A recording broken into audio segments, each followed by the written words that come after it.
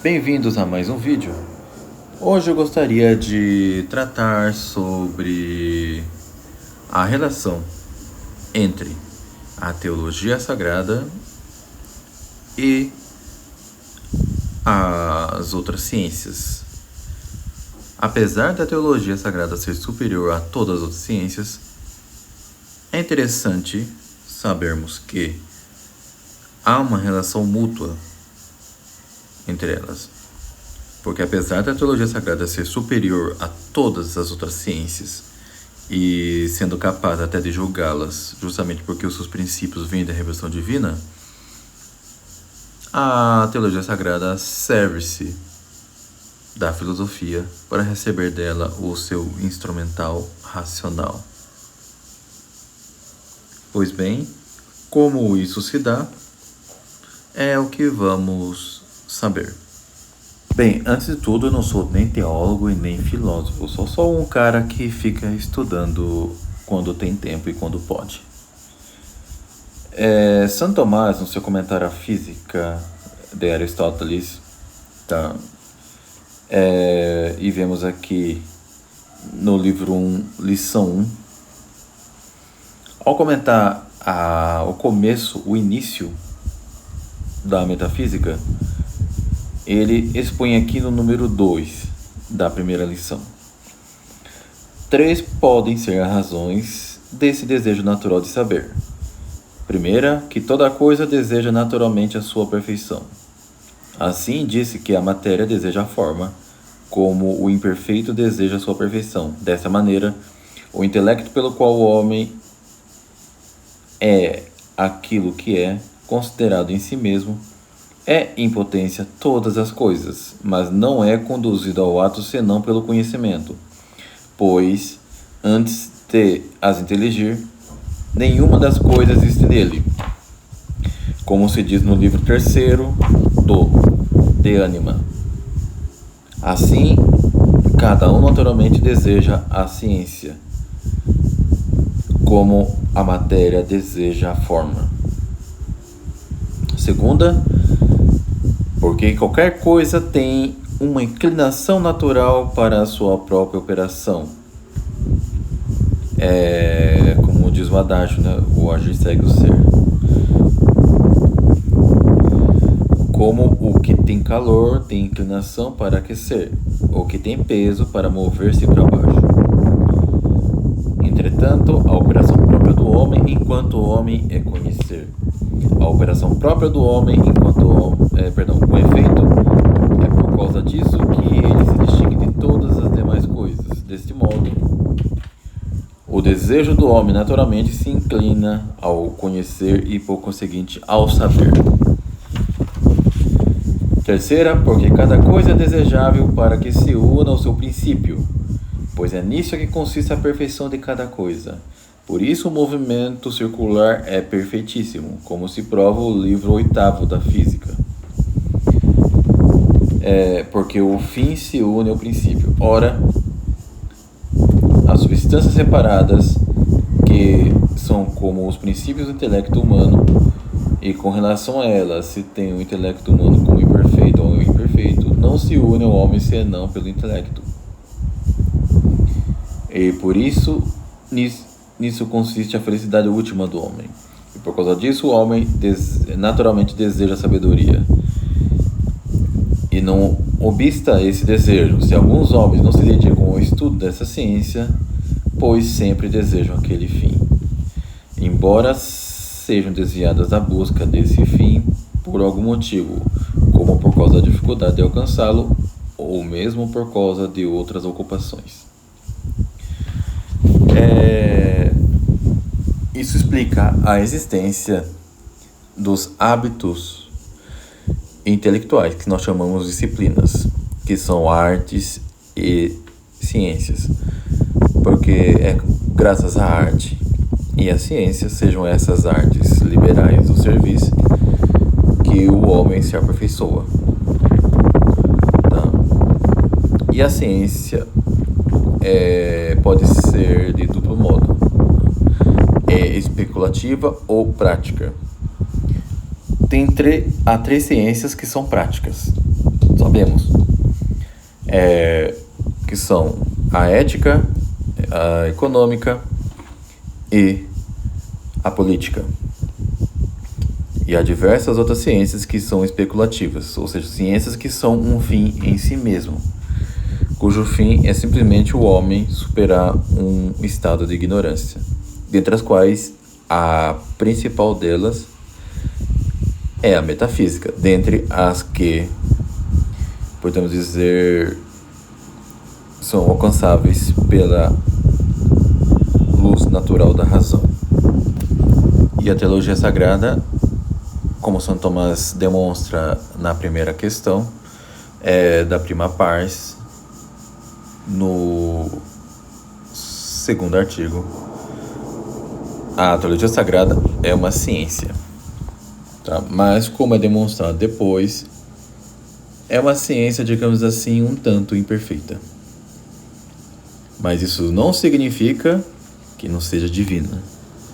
Ela não é imperfeita por ser defeituosa, mas sim porque ela, ao contrário da maioria das outras ciências, ela não tem por seu princípio aquilo que é cognoscível à luz da razão natural. Não é disso que deriva o princípio da teologia sagrada. É puramente da razão, tá? Mas sim a partir das luzes de uma ciência superior. Pois bem, mas fica a pergunta, que se a teologia sagrada é superior a todas as outras ciências, tá? Inclusive a metafísica, cuja superioridade é tão grande que tem para as outras ciências como partes potenciais, então que ciência é essa que está acima da teologia sagrada? É simplesmente a própria ciência divina, tá? A ciência do próprio Deus. Porque os princípios da teologia sagrada vêm de Deus.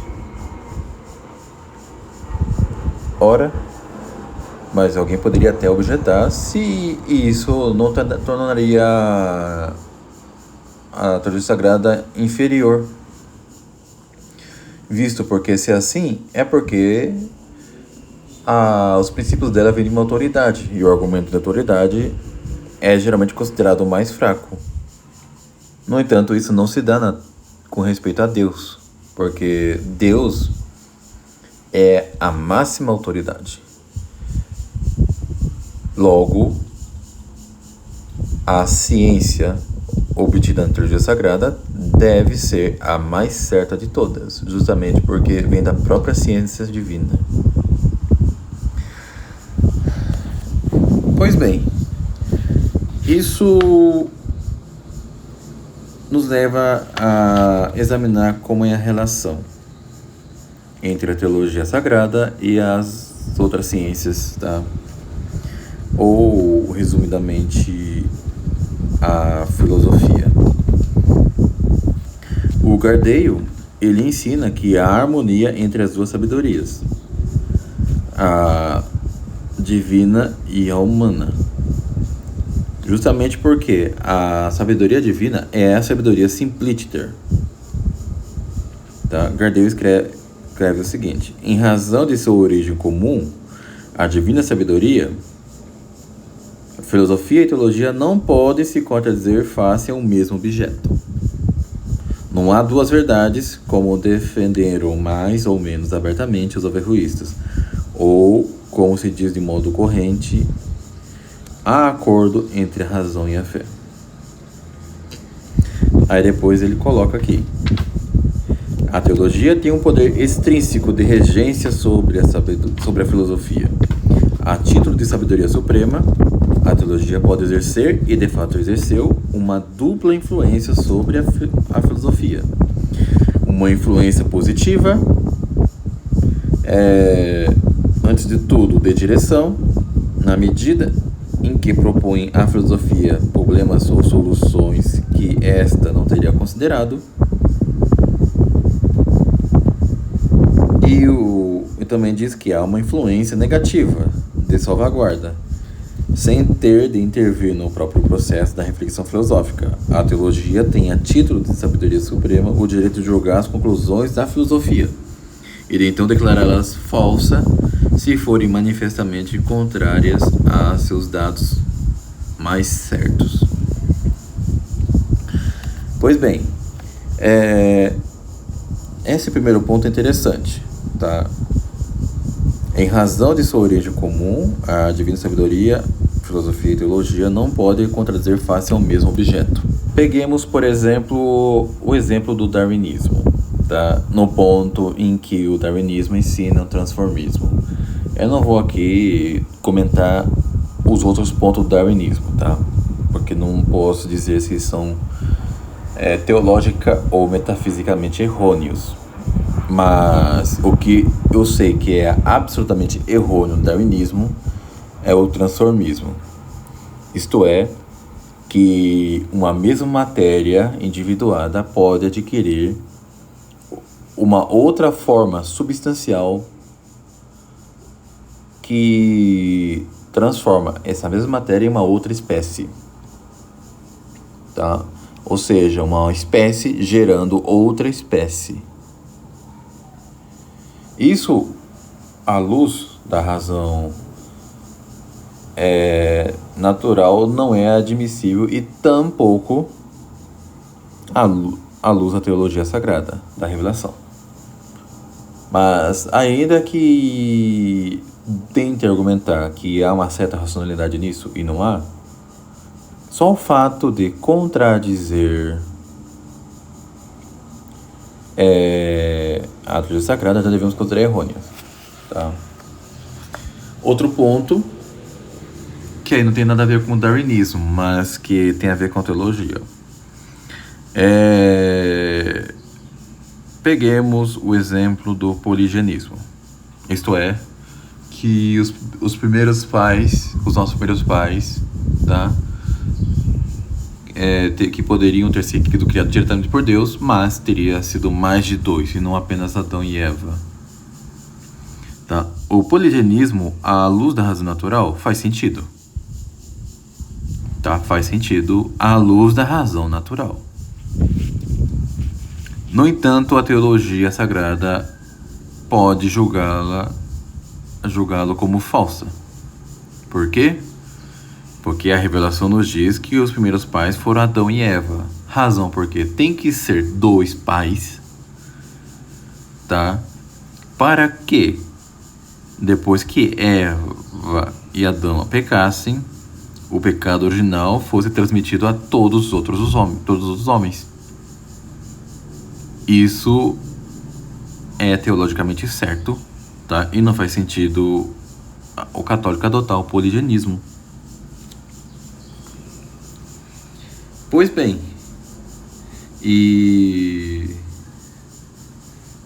então a teologia sagrada tem direito, tá? E deve julgar, sim, as conclusões científicas e racionais. Vejam só, poligenismo faz sentido à luz da razão natural, mas não faz sentido segundo a luz da revelação divina, a luz sobrenatural da fé, melhor dizendo. O padre Gardel, ele ainda ensina: deve-se especificar que essa influência de direção, por mais real e eficaz que seja, permanece de algum modo exterior à filosofia. Como eu digo, a filosofia não é capaz de alcançar o conhecimento do fato de que os nossos primeiros pais foram só dois, Adão e Eva. Agora pergunta-se, então qual é a utilidade da teologia sagrada? Santo Tomás, ele ensina, já no primeiro artigo da Suma, que é necessário existir para a salvação do homem, além das disciplinas filosóficas investigadas à luz da razão natural, uma doutrina que tenha por fundamento a revelação divina.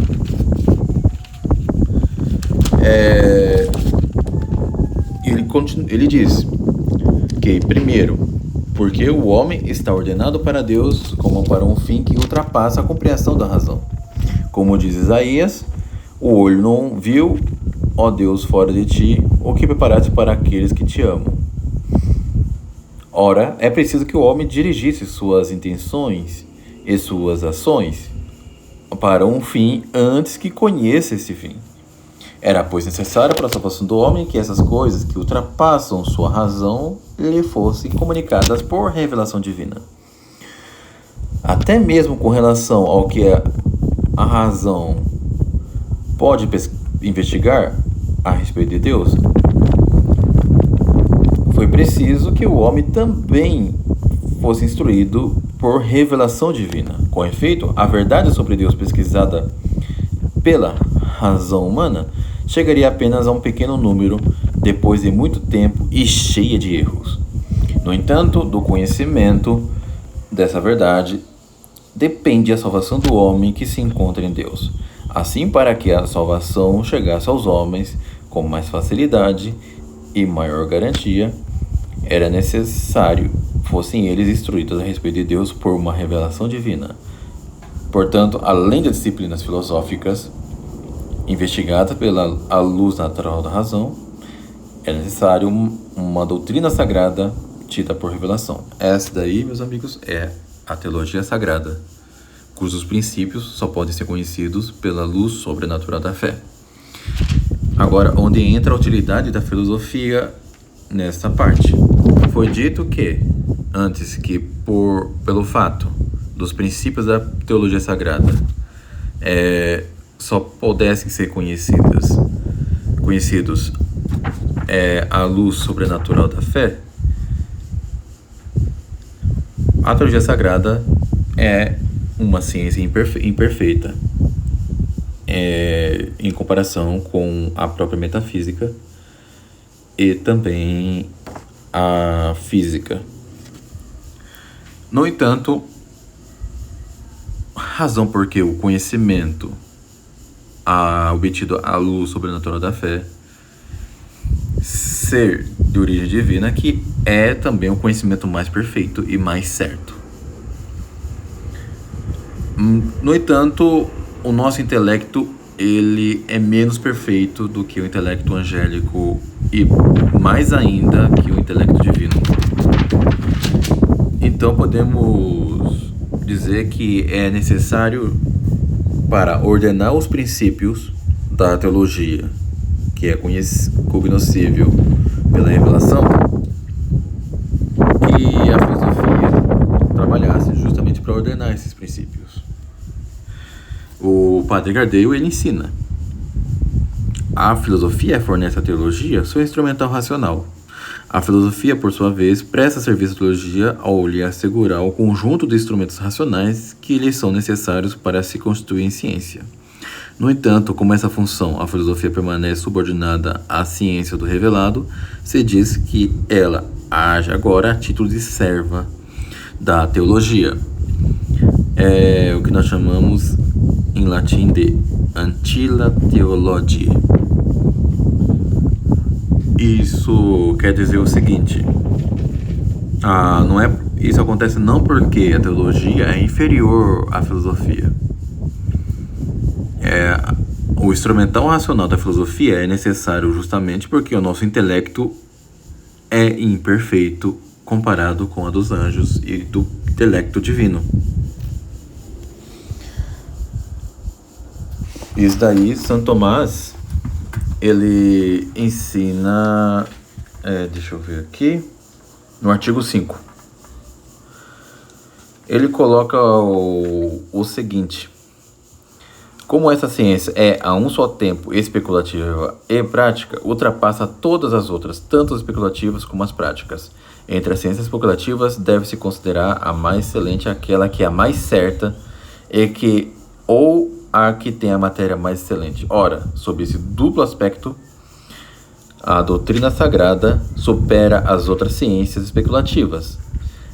É a mais certa porque as outras recebem sua natureza da luz natural da razão humana, que pode errar, ao passo que ela recebe a sua da luz da ciência divina, que não pode enganar-se. E ela tem a matéria mais excelente porque se refere principalmente ao que, por sublimidade, ultrapassa a razão, ao passo que as outras disciplinas consideram apenas o que está sujeito à razão.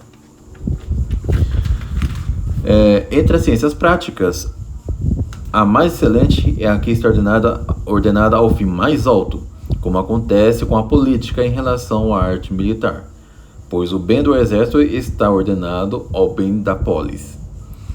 Ora, o fim dessa doutrina, como prática, é a bem-aventurança eterna, a qual se ordenam todos os outros fins das ciências práticas. Portanto, é claro que, sob qualquer dos ângulos, a ciência sagrada é a mais excelente. E convém aqui também citar a resposta à segunda objeção, que Santo Tomás responde o seguinte: não que lhe seja necessário, ou seja, o auxílio das ciências filosóficas, mas em vista de melhor manifestar o que ela própria ensina. Seus princípios não lhe vêm de nenhuma outra ciência, mas de Deus imediatamente por revelação. Por conseguinte, ela não toma emprestado outras ciências como se fossem superiores, mas dela se vale como de inferiores e servas, como as ciências arquitetônicas se valem das que lhes são auxiliares, ou a política da arte militar. Que a ciência sagrada se valha das outras ciências não é por uma falha ou deficiência sua, mas por falha de nosso intelecto. A partir dos conhecimentos naturais, de onde procedem as outras ciências, nosso intelecto é mais facilmente introduzido nos objetos que ultrapassam a razão e são matéria desta ciência.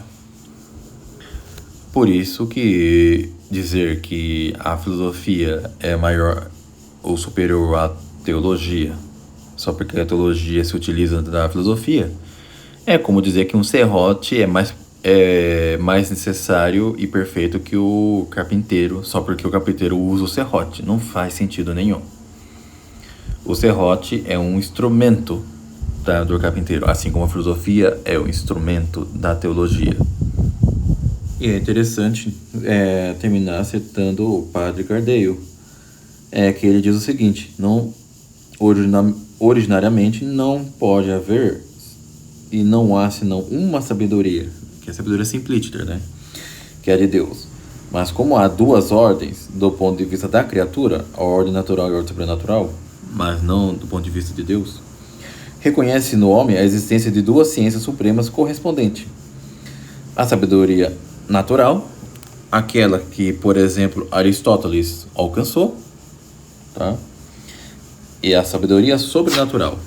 O que distingue formalmente essas duas sabedorias é a sua luz, lumen em latim.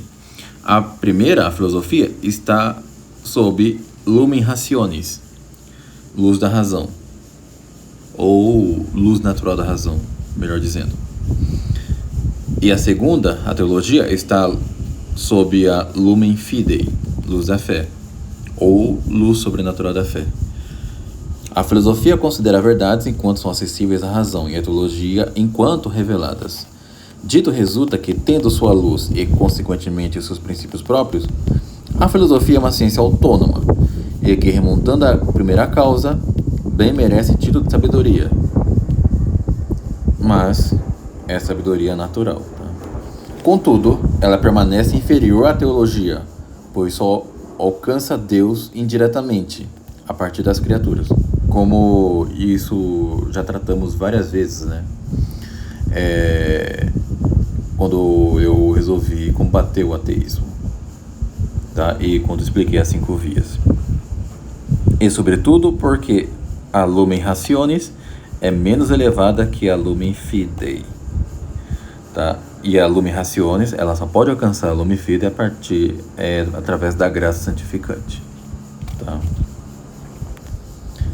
Pois bem, meus amigos, creio que se isso seja o suficiente, tá? Fiquem com Deus, considere ajudar o canal, me sigam nas redes sociais. Fiquem com Deus e até um próximo vídeo.